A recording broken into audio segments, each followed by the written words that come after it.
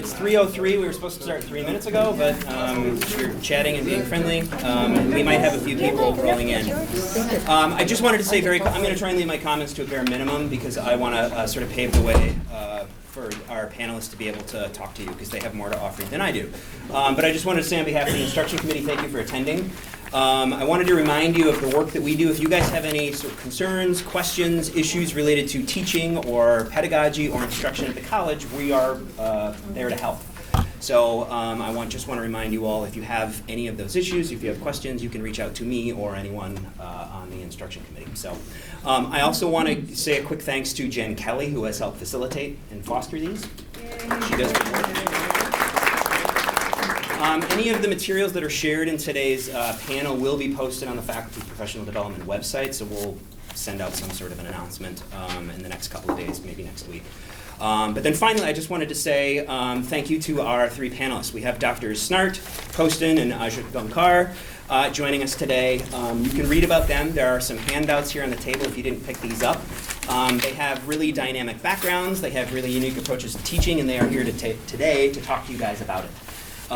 So there is a panelist flyer that we printed out, and there's also a little survey that we'd like you all to do after today's event convenes. And then last but not least, we are hosting more of these panels, and we need help with them. So our next panel in March is going to be about providing student feedback. Right now we have one faculty member in English who is committed to that, so if any of you have good ideas or tactics that you use to give feedback to your students, let me know, because we would appreciate you being one of our three panelists. And then I think we're going to do a panel in April on student reading habits. I think there's speculation across the college that students don't read anymore. And so I was already recruiting Mary Anderson for that event, and we'd also like to do something on service learning. So Danica, I'm looking at you. But you guys all have a lot to offer and share, and we wanted to create these events as a way to be able to foster some of those conversations. So I really appreciate all of you coming today. And without further ado, Dr. Jason Snart is going to start us off. So I will turn it over to him. Thanks. Hi, everybody. Hello. I have no PowerPoint, I have no video, I have no thing other than me to talk awkwardly for like 10-ish minutes, I think is what I have. I do have a handout, so like about as old school as you can get. Certainly not enough. I think as Tim said, materials will be available after the fact. I also have literally 1,000 business cards, so if you want one of those or 20, 25 of those, I'm more than happy to provide those. But I will hand these out, and if you want to sort of take one judiciously that you can share with the neighbor, I'll get to it. But again, they'll be easily available copies. I think I've seen that before. And then maybe Chris, I'll just give this to you to pass along and share with people. So we'll get to that in just a sec. And I do somewhat awkwardly have a sheet of paper with bullet point notes to myself. So now I'm just going to stand here and like read from my piece of paper. Okay, so creative assignment design. So looking back on my almost 20-year history at COD, and I'm a professor of English and chair of literature, creative writing, and film.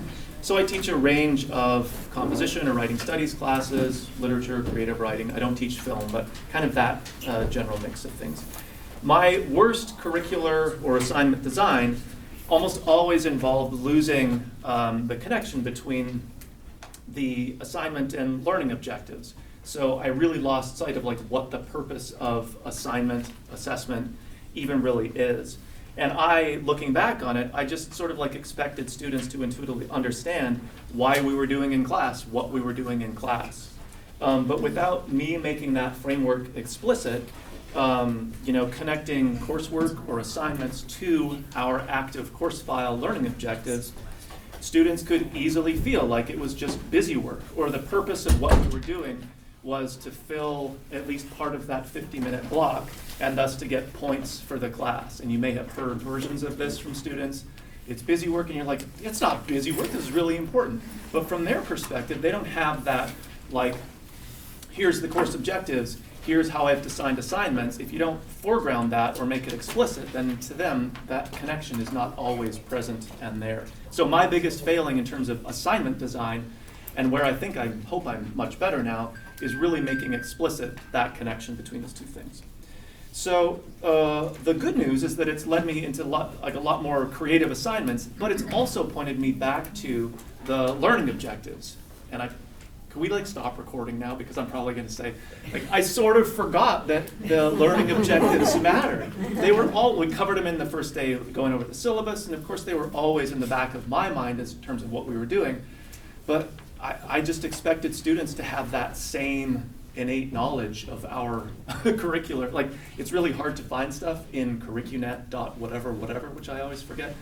I can barely find that stuff, but I expected students to know that stuff and connect the dots between like assignments we were doing, stuff we were doing, and active course file learning objectives. So our current English 1101 and 1102 ACS, which are fairly newly revised, actually have this language as part of the methods of assessment, and this is my one significant contribution to that revision. Assessments must be tied to course outcomes and these connections made explicit for students, which is kind of embarrassing if you have to put that on an ACF, but I put it there because I forgot to do that for like a long time for a lot of students, and so they were probably mystified sometimes about why we were doing what we were doing. So takeaway number one, if you're interested, is maybe actively examine how transparent the connection is between coursework that you guys do, whether it's assignment design or just sort of daily class activity. How transparent is the connection between that and the active course file learning objectives? Like, are you foregrounding that for students so they understand why are we doing that? Or, even more fun, ask students to make that connection if you feel like you really haven't been actively doing that. And if they do it, then great, your work is really easy. If they can't do it, or maybe struggle with it, then I think you've found an opportunity where the thing that's clear in your mind is not clear in the student's mind. And that's the opportunity to really get creative with assignment design. Let's see. So most assignments then have two basic parts to them. There's some content, question, or prompt, but also a final product that we want students to produce, right? But why do you as the instructor mandate either of these? The point is actually to test for mastery, or whatever term you want to use, of the learning objective. Why have we taken it upon ourselves to mandate the content and also the form of the delivery of that content, which we probably all have done at some point, like guilty for at least a decade. So that's where we can come back to this rhetorical triangle, the assignment triangle, which is the handout that I passed out. And I'll come back to it at the very end of my talk to figure out how we might use it. So takeaway 2 is if assignment design works backwards from learning objectives, ask yourself how little you can actually assign beyond, quote, prove to me you have achieved this learning objective, or maybe set of objectives. Like, what if that was your assignment, right? And now everything else is on the student to figure out, okay, well, like, what is the content that I'm going to produce? What's the form of that content or the deliverable? And so, prove to me you've done the learning objective, the end, or really like the beginning of a whole different way of doing assignments, kind of cooperatively, collaboratively with students, rather than here's the content or the prompt, here's the form that I want it in, and then everyone kind of does generically the same thing. The nuances might be a little bit different, but mostly you're just collecting like the same version, or a slightly different version of the same thing. So obviously, you don't give that assignment to students and then 2 weeks later ask them how it's going, or collect it from them, because they'll be lost, right? That's not fair.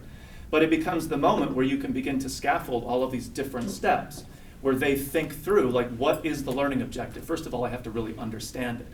That's helpful, right? Second, how can I like apply this or think about it in a way that's meaningful to me? So now the learning objective isn't just the static thing that's in a document that we've all agreed to or produced departmentally, but now they have to make it make sense for them.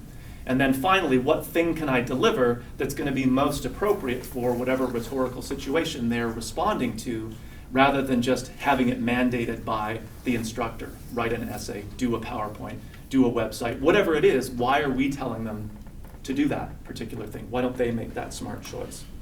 So you're, of course, scaffolding all of this stuff and having students think through the various merits of the deliverable. What's good about an essay? What's not effective about an essay? What's good about a website? Whatever the case might be. Tim and I have co-taught this a learning community class where we did a version of this, and we got students who did like menus. It was pretty amazing. They did proposals for movies that they would produce.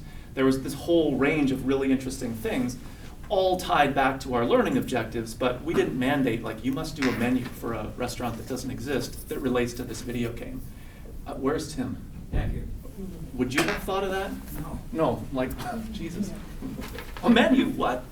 And then they proceeded to explain to us and to the rest of the class how this satisfied or was connected to all the learning objectives, and of course it had a process to it. So that articulation of the student's sort of metacognitive work of thinking about, here's the connection between the thing I've done and why it shows you, the professor, what you seem to be so fixated on me knowing, the learning outcomes, is really, really valuable. And I would even say that some of the most meaningful assignment work in my classes now comes actually from students doing that metacognitive work, not from the assignment that I give to them, but from how they connect whatever they've produced to those learning outcomes. That's actually where most of the really exciting learning happens. It's not cool like a menu, but it's where the learning actually happens. So some of my best student work arises when I assign the least. If my whole little spiel could be just one bullet point, it would be that, right? That the best student work arises when I actually do the least upfront as far as mandating. It must be responding to these prompts. It must be this particular form of content. So I don't know how much time I have, but I will go really fast through this last part. The rhetorical assignment triangle is kind of like a little, I don't know, it's like a thinking tool if you want to call it that. And it's for us on the assignment design side to think about this rhetorical triangle. So if you teach any sort of communications, the terms might be different, but the concept's pretty more or less the same. We have like the producer of content, the sender of a message, the rhetor, the person who's arguing something, whatever term you want to use, the student, right? We have the message or the artifact, the thing that student produces, and then we have the audience. So if you were to go through, and like I tried to make things that you could actually fill in, they're not totally even, but you get the idea. If you were to go through this for all of your assignments, is it always student, and then whatever the product is always either the same, or it's always what you are telling the student to do? And of course the audience, if that's always me, instructor, then I think that's an opportunity to do some serious like creative assignment design. So you might think that the student never changes because you're always asking them to do something, but if they suddenly have to come up with a different deliverable that's based on a different audience, whether it's the class, that's kind of an obvious place to start, a group on campus, a group in their community, if that audience that they're working for, that they're producing content for, if they have to imagine that, and that shapes the way that they think about the thing, the deliverable, I would even argue that they're not really that same student anymore. Their name's the same, it's the same literal person, but they are like thinking differently than they used to in that old model of student, essay, instructor, right? So you can use this as a tool to think about how does this rhetorical assignment triangle work for any or all of my assignments. And if it's always kind of the same thing, which it was for me, like I'm not, don't get me wrong here. I have made this mistake over and over again. That's why I'm up here, hoping that now I'm doing it a little bit differently and a little bit more effectively. Okay, that seems like I went very fast. Thank you, everybody.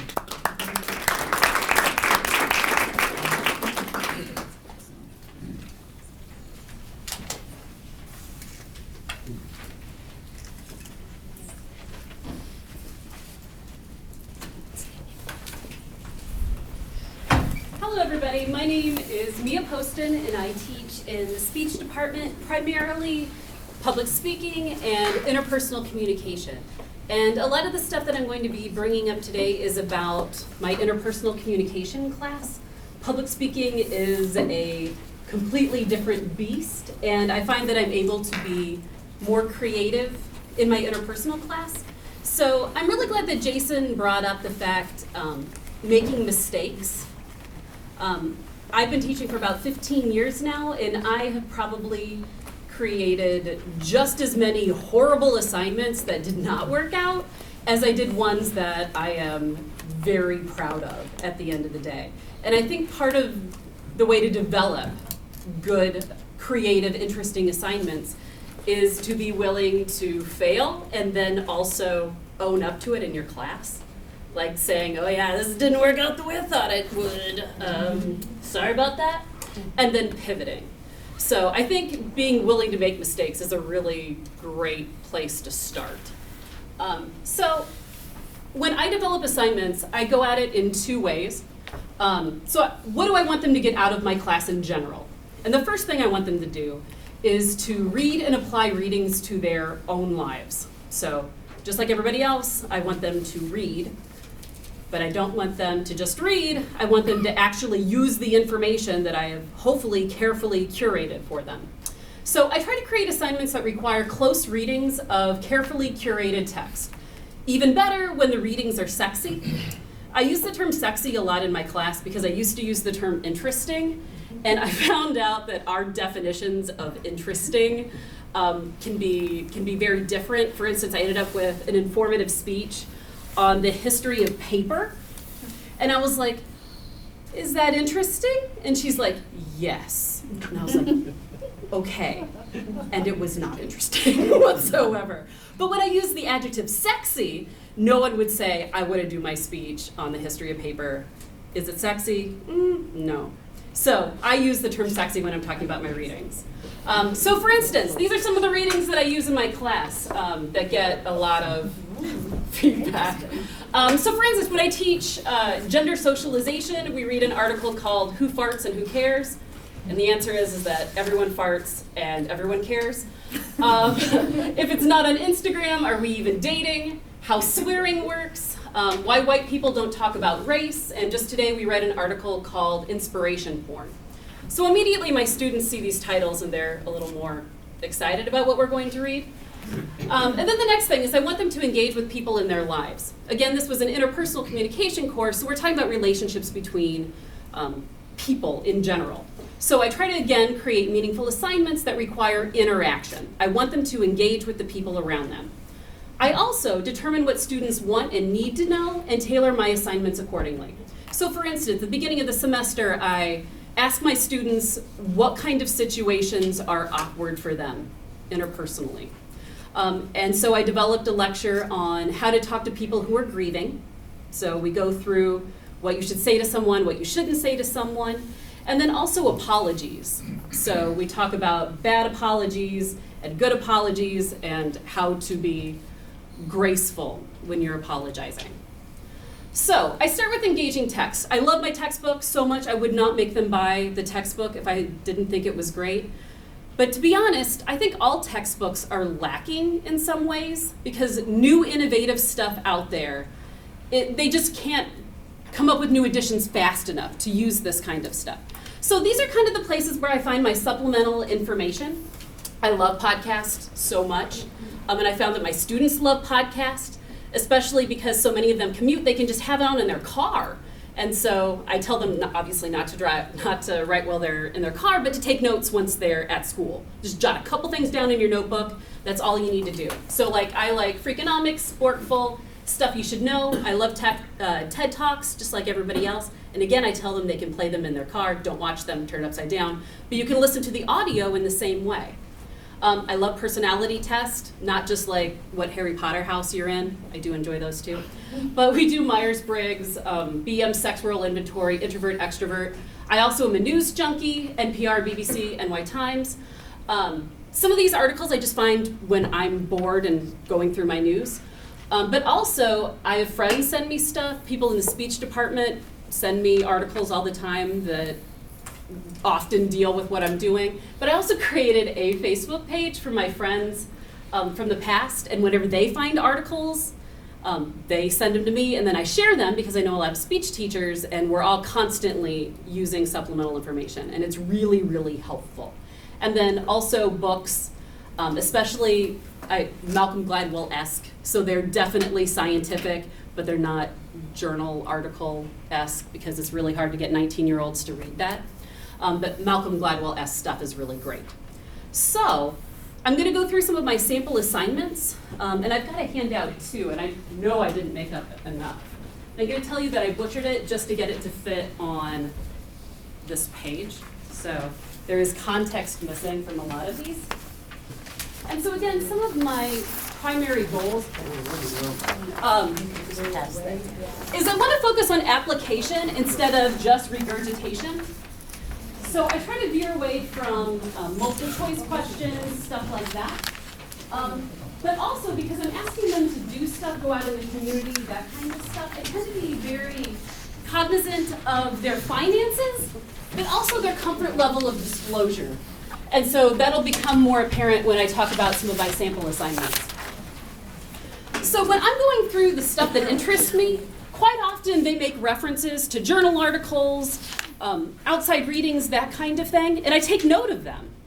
And that's where a lot of these assignments came from, and I'll show you specifically where I found things. So I call my big money assignments, these are the ones that are worth the most points in my class. The first thing I do is listening guides, and I just started this about a year ago, and this is not completely inventive, but I wanted to bring it up because it really did change my life. Like everybody else, I hate it when I assign stuff and then nobody reads it. So what I do now is, and I think I have one on here, it's the one that's Who Farts and Who Cares one, where every Monday they have to turn in a 2 to 3 page paper to me that has very specific questions about the readings, and it's all application.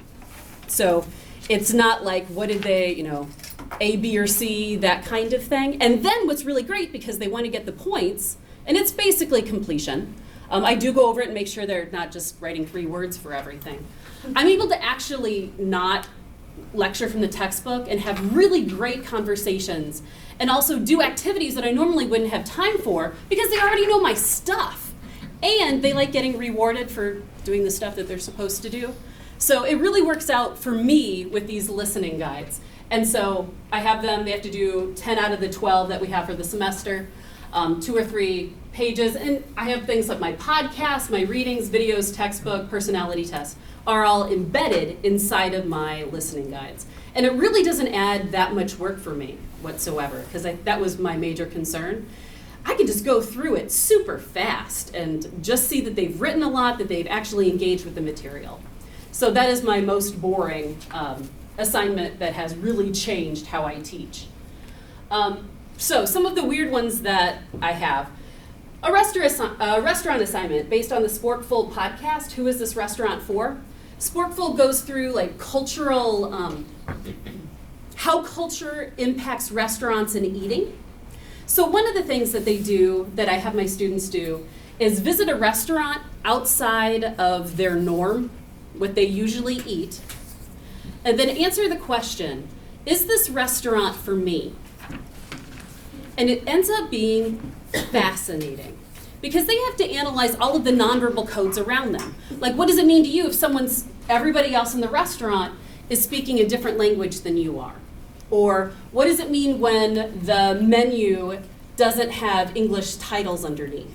Or when people are looking for you? And this ends up being especially powerful for a lot of my white students who have almost always been in the majority whenever they go out to eat or places like that.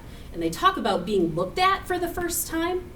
And I end up getting some really fascinating papers based on this. My favorite paper ever was, I had an African-American man who went to Panera. And he wrote his whole paper that Panera is not for black men. And it was so good. So they were analyzing the nonverbal codes around them. I also have them do an intimacy assignment. I found this one, it was, I think, currently the most popular New York Times article ever.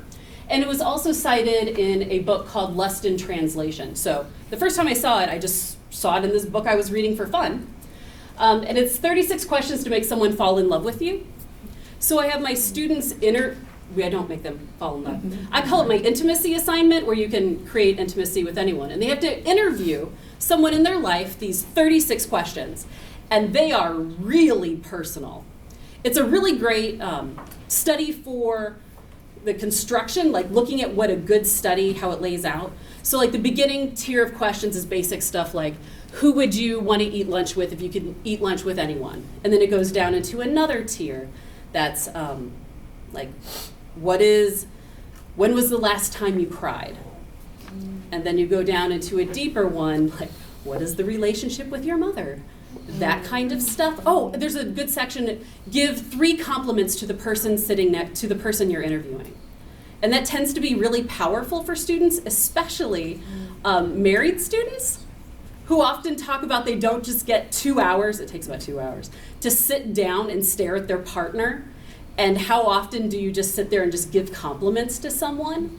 So this usually is my most popular assignment. And we talk about reciprocal disclosure, the fact that if someone discloses to you, you're more likely to disclose to them.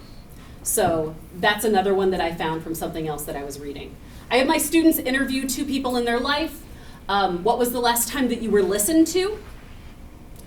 And if you really think about it, it really is a powerful question, because we go through our days being heard. I'm heard a lot, but it doesn't mean that I'm listened to.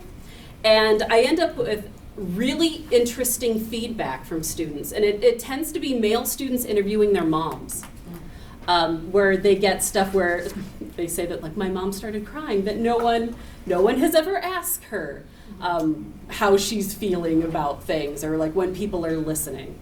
So I'm forcing them to engage and think about new stuff. And another thing is they get the option of asking the person that they're interviewing if they are a good listener, and I tell them to proceed with caution, because people will be honest with you. And sometimes it goes well when they ask, and sometimes it doesn't. But they get some feedback that they may not have gotten in any other way. I've also started doing a take-home essay final, and I love it. I know this may not be revolutionary for people, especially at the end of the semester. It's so much easier for me to have a multiple choice and just get on with my day. But I've now started doing a take-home essay that I give them a month before the end of class. So they get a month in order to do it. And I expect about 15 pages from them, but it's all application.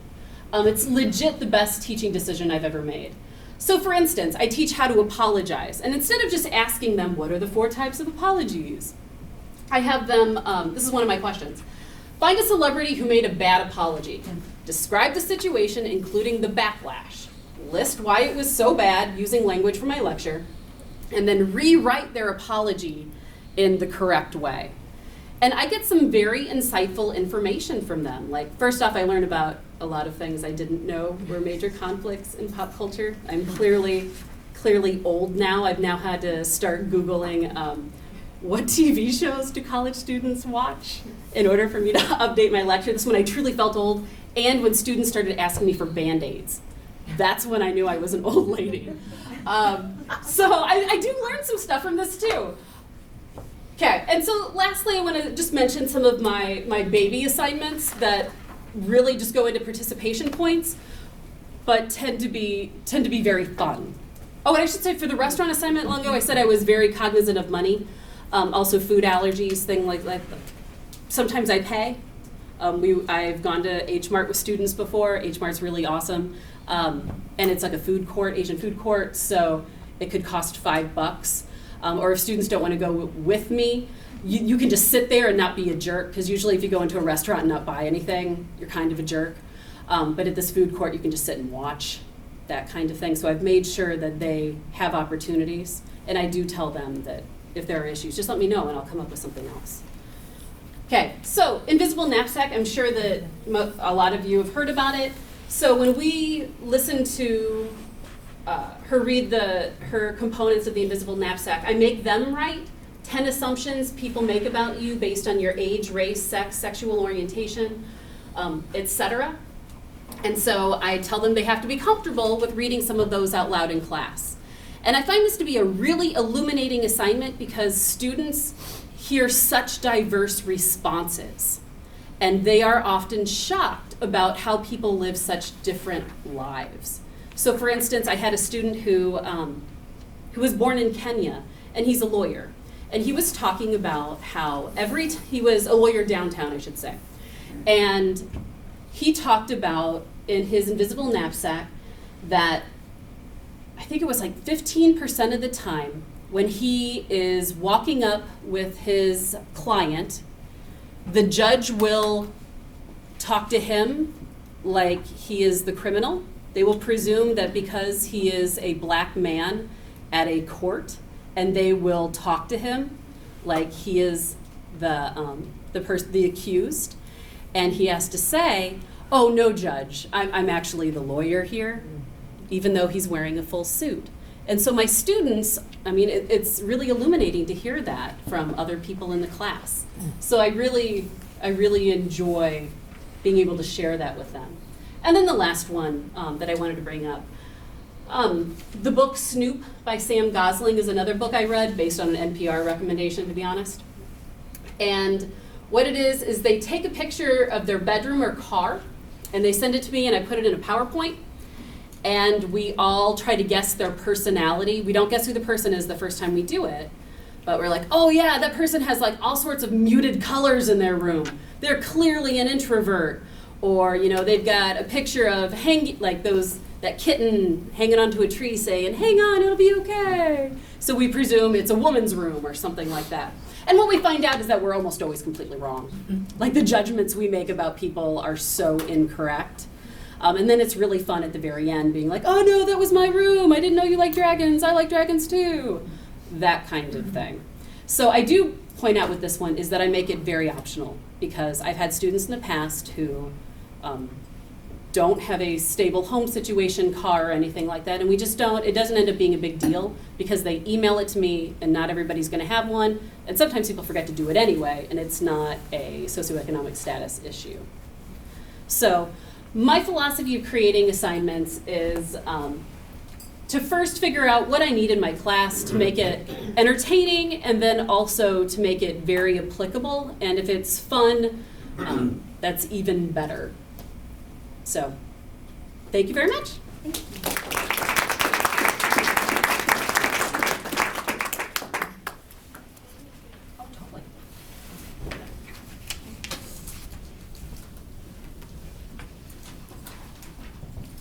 While Shamali is getting set up, I will say that we have this room until 4:30, not that we need to go that long, but once she's done, we do open the floor to have a Q&A discussion, so if you guys want to pick the brains of our panelists or share things that you also do, we'll feel free to have that time and space. Okay, I'm Shamali Asgalkar. I teach biology here. Primarily the course that I teach is environmental biology. It is a gen ed course. It has skyrocketed enrollment in the last several years because there's no math requirements on it. So I get all these students who don't have a math requirement or don't want a science course with a math requirement and are doing it to fulfill their gen ed core. So I figure I have 16 weeks with them before they will never ever in their lives be inside a science classroom.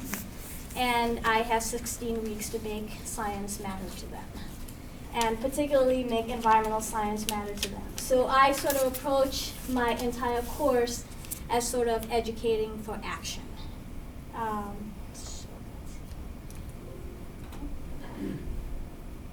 Where am I Arrow doing on the wrong? side. Thank you. Okay.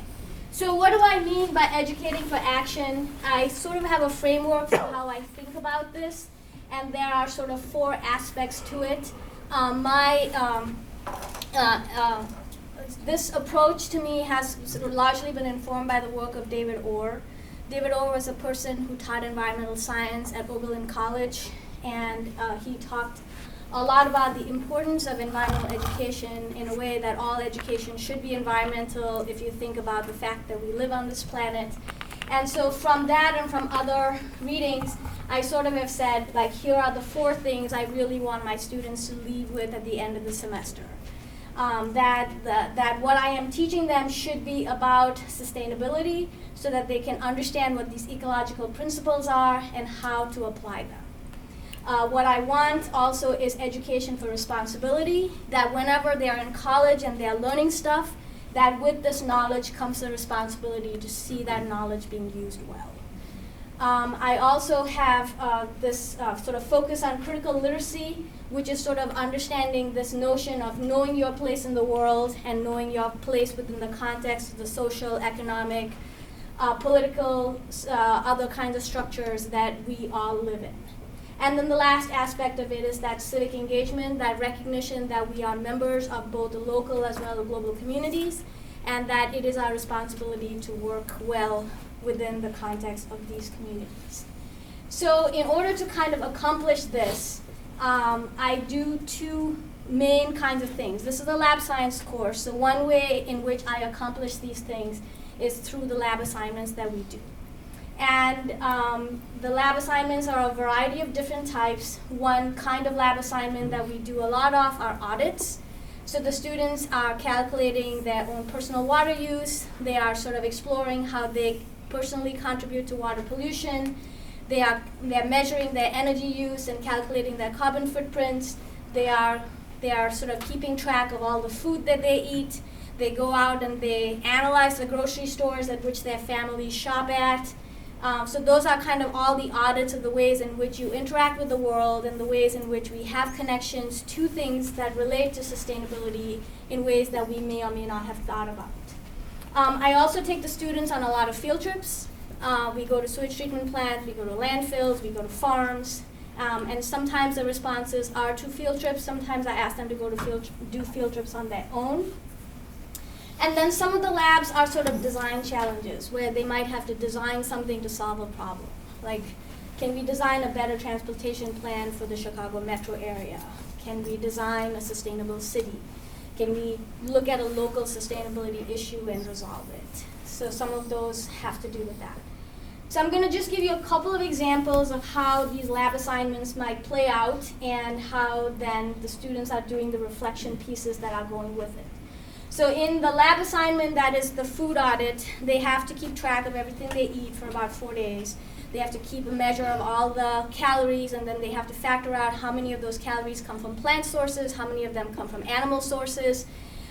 They have to count out all of the number of different kinds of plants that were in their diet over this time period. They have to sort of identify how much packaging was associated with everything that they ate. They have to try to figure out how far their food traveled. They have to, and so based on all of this information that they have collected, then they kind of have to write an analysis about whether they would recommend their diet. And I said, this is not the nutritional quality of your diet, but it is the environmental quality of your diet. Would you recommend your diet, or what would you change about it? And then they have to reflect back on the energy efficiency, the biodiversity, the modes of production, who grew the food, how was the food grown, was pesticides used? And what they're mostly surprised by is how much they cannot find out. So it's not so much that they know all this stuff. They come to me and they say, I don't know, I can't find this out. And so they are horrified that how much of what we eat is not knowable. And then I often have a follow-up assignment where we say, well, okay, then if you wanted to design a different label for the food products, what information would you want to have on this label? So we can have some follow-up assignments based on that. I also send them to the grocery store, and then there's a whole worksheet where they have to count out how many different varieties of apples, how many different organic versus conventional products, what kind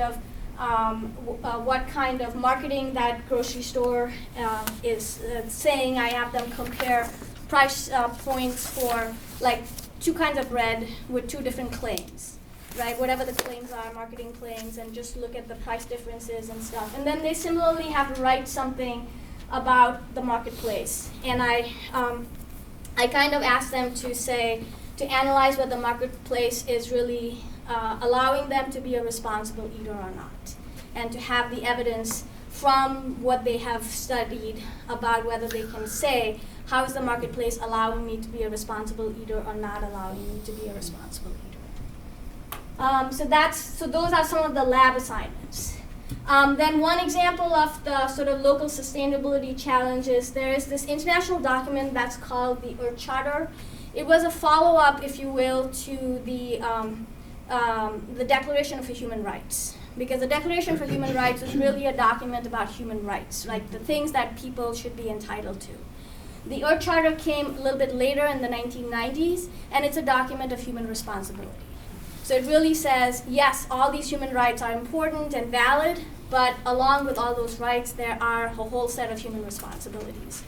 And so we sort of look at the Earth Charter as a way to sort of frame this understanding of how humans and society should operate. And then I have the students identify one local problem that they feel violates the Earth Charter, and then to propose an initiative that would fix that problem so that it would be in a reflection of the principles of the Earth Charter, whatever that problem is. So they have to sort of engage with the Earth Charter, they have to find the data to support that this is a real problem locally, and then they have to sort of think creatively to solve the problem and to present that solution. They usually do this as a group activity. The other aspect of what I do in this class is I have students do service learning. So I have a limited set of service learning sites that they can pick from. They're usually connected to the topics in the course, so they can pick service learning sites that either connect to food security, to biodiversity, to resource management, or to sort of fair trade, social justice. So we identify the service learning sites, and then I have them over the course of the semester do several service learning assignments. So that first why service learning is like a pre-service assignment. They have all done sometimes voluntary work, and I want them to understand the difference between volunteering and service learning. So I had them read this article by Paul Hawken, which was actually a commencement speech that he delivered, and it was called "You Are Brilliant, the Earth is Hiring." And it's this really, it's a great commencement speech that says it doesn't matter what your major is, the Earth is hiring everybody. And so it's a good article to sort of start with, an essay to start with, in terms of understanding what service learning is, and that it doesn't matter what your major is, but that you can connect whatever your major is to this thing that we are doing in this class. Then once they start their service learning, I ask them to interview people who are connected to that service learning site. It could be other volunteers, it could be clients, it could be people who work there, and they have to do these interviews. They have to design their own questions, and they have to interview, and so that they can get a sense of that agency or organization that they worked with.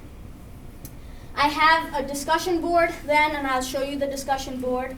At the end of the semester, we do a poster session, so the students have to do a poster about their most significant takeaway from their service learning experience.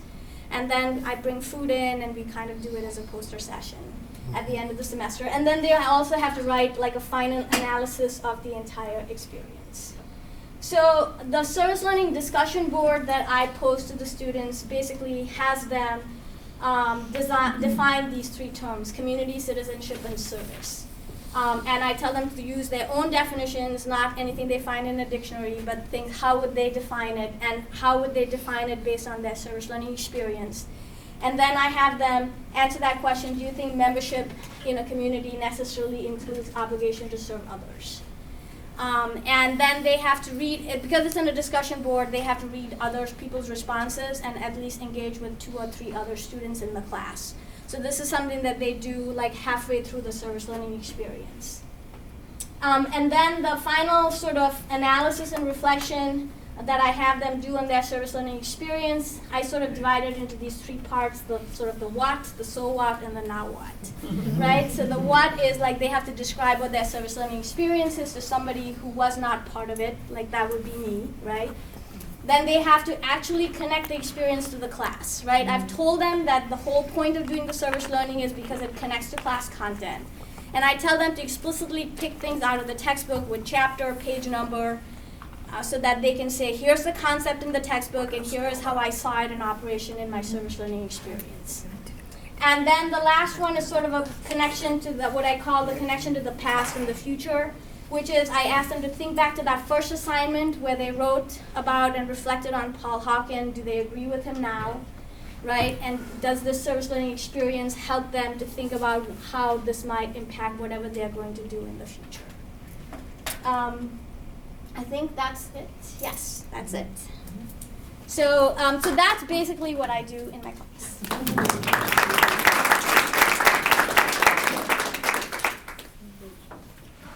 We have questions for the panelists.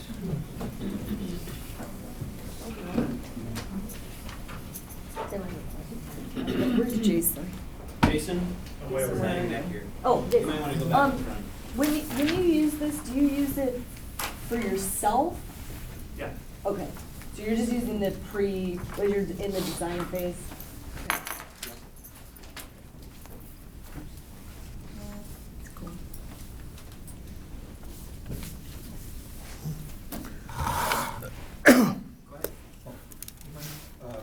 Drawing around history, you might find, just a suggestion,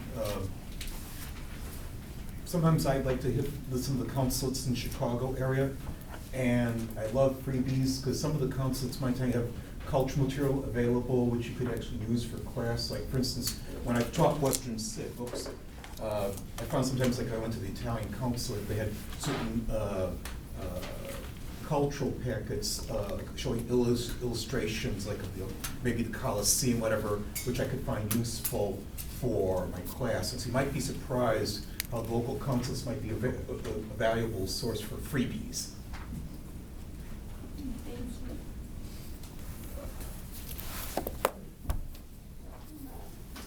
I have a question that sort of plays on what Jason had presented, but it's really for the faculty in the room that are in STEM fields or STEM-related fields. To what degree do you, in those classes, have the flexibility to try and deliver something like Jason has proposed, where instead of giving a test or an essay, you basically deliver like kind of a vacuum to the student and say, you articulate your learning in this class in a mode or a genre that you feel is appropriate? I'm curious, it seems relatively easy for us in English to be able to have that sort of creative flexibility, and I'm wondering if people in sciences and business and engineering have that same sort of flexibility. Related to that, I do an assignment. It's an awful lot of work. I make it, because it's an awful lot of work, I make it group participation, and I make it in lieu of a final exam, which is interesting for students. But I teach respiratory care, so many of the pulmonary pathologies that I teach,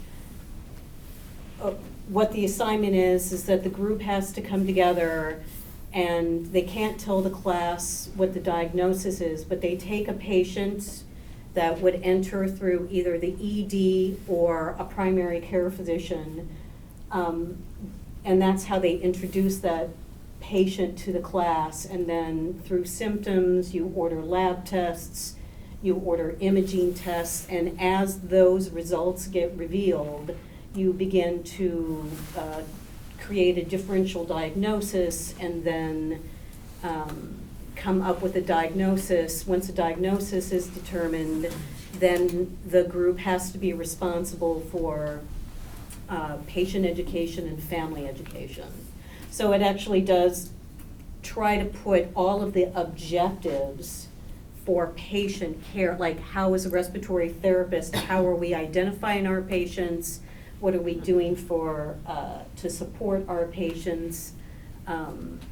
So it tries to involve as many objectives. It's possible. It is a lot more work than multiple choice tests for them. And so I make them actually, what I have learned to do over the last number of years is I make them, I have deadlines to, as the progression of the assignment moves forward. The first draft is due to me by, a month and a half in, and I will give them notes on what they have submitted, and if I see that the lab values aren't in sync with what they should be for a patient with that diagnosis, instead of telling them, I say, well, let me give you these resources to go back and check so that you can align this better, and then resubmit that for a second draft, so that it actually leads them to a successful outcome, that they don't get like hosed when they're standing in front of the class and me going, what, how did this fall apart, kind of thing. Yeah. So there are two things that I want to share. One thing that I do with all my students, and I think it was a creative process of trying to design quizzes. I give a lot of quizzes. I think every lecture there are two. One is an extra credit, one is, but there was one class that taught me how do I make my quizzes creative. They were very reluctant to take quizzes. They will prove to me that they know the material, so they don't need to take quizzes. And this was a class I taught of Gen Chem 2, so higher level students. That's when I used to teach at night. So most of them were professionals, and I think they were just trying to get, their class credit in to apply for physiotherapist, PA, school, things like that. I learned something from them that I one day got frustrated and said, okay, how would you design an assignment that you would like? And that day they said, fine, we'll design an assignment. They designed one assignment, which was very creative. How do you memorize different things that were harder for them? So there was an assignment I still remember, it was solubility rules. This is where you have to memorize which ions, if put together, will be soluble and which will be insoluble. And one student designed a song, and they recorded it and they heard it 3 or 4 times, and they all memorized it. So from that class, I learned that maybe creative assignments, if we let them choose, and I do let about 10% of my quizzes be students who have designed quizzes, and they might be very creative. The other thing that I want to say is for my contemporary chemistry class, I let them design their own project. So like a little bit similar to what you do in terms of service learning, but they can choose to go to a recycling plant and do an interview.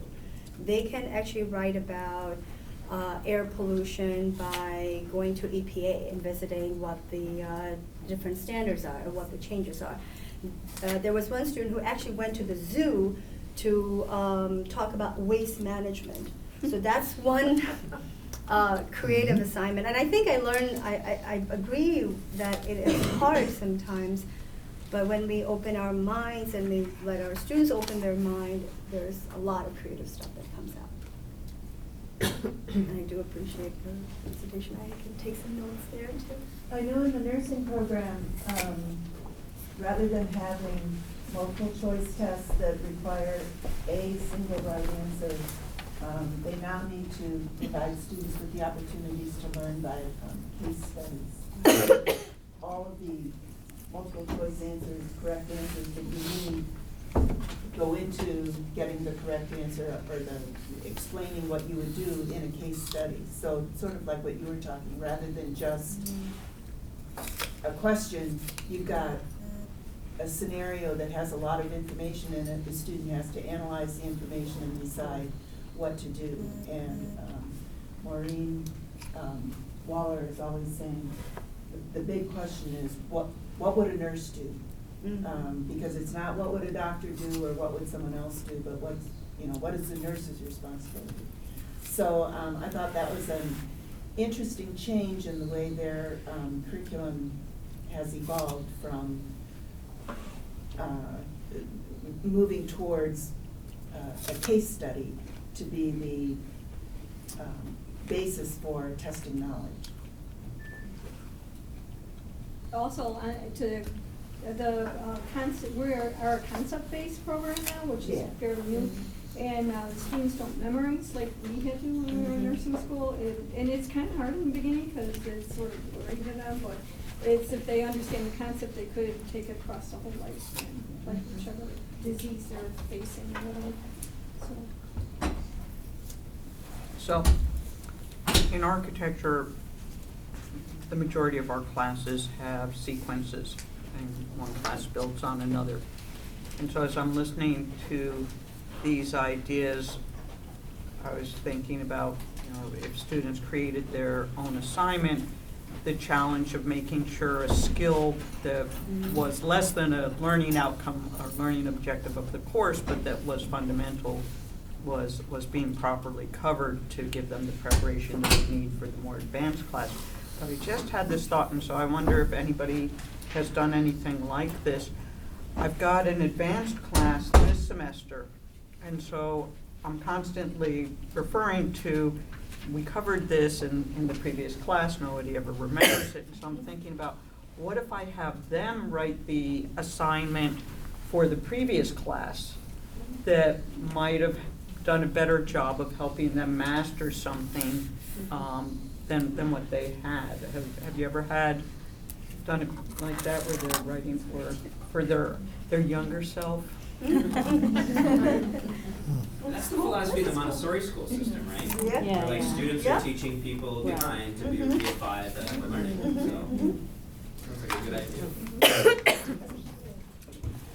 I know, talk to them on Friday. Any other questions, comments, compliments to the panelists? Yes, make sure to do your evals and you can put them on the table as you walk out. We would appreciate that. Thanks, everyone.